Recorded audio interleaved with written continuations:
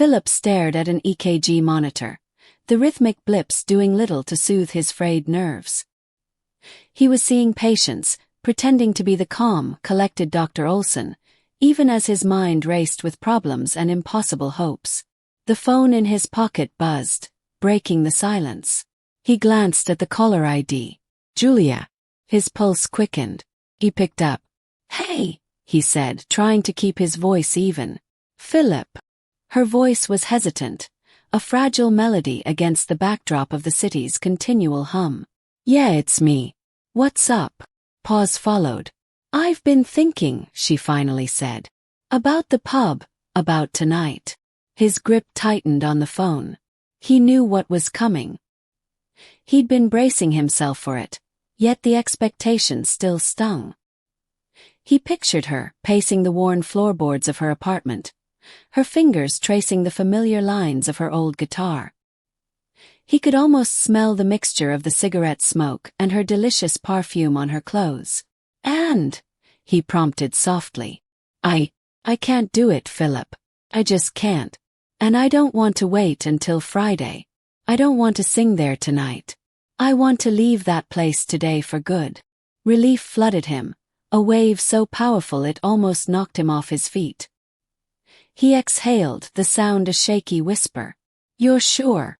"Yes, I'm sure. I'm gonna go down there just to say goodbye to the guys. To the band, to Luca, to Frank. To everyone. To pick up my things." He closed his eyes, picturing her walking away, leaving the smoky haze behind. He knew how difficult this was for her, the immense strength it required. He had seen the pull of the pub, the seductive lure of the stage, the camaraderie, however flawed, of her old life.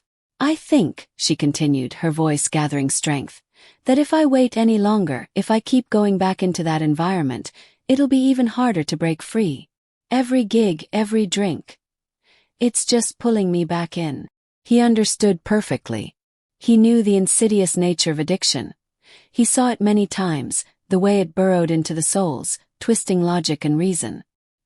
He'd witnessed it firsthand on his patients, and now, terrifyingly, on the girl too. "You're right," he said. "You're absolutely right."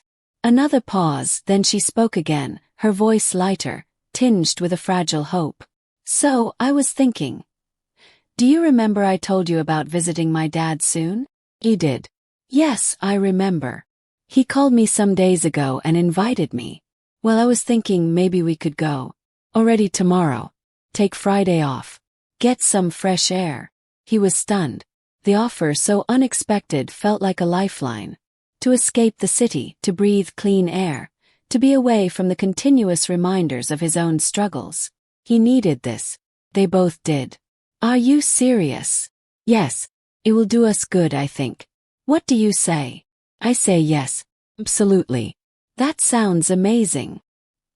He could almost feel the weight lifting from his shoulders, the tension easing from his jaw. They talked for a few more minutes, arranging the details. Julia would go home and pack a bag.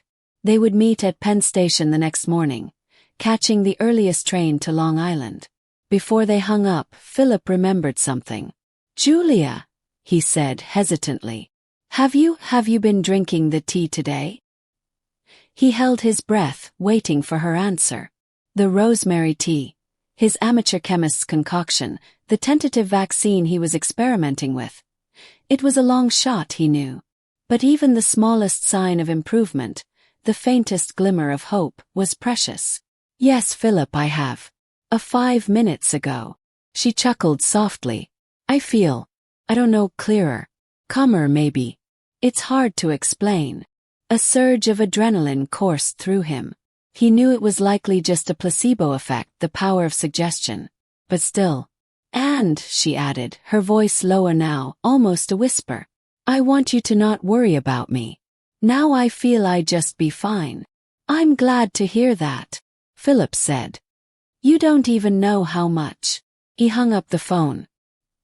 He looked back at the EKG monitor. The rhythmic blips suddenly more hopeful, more insistent.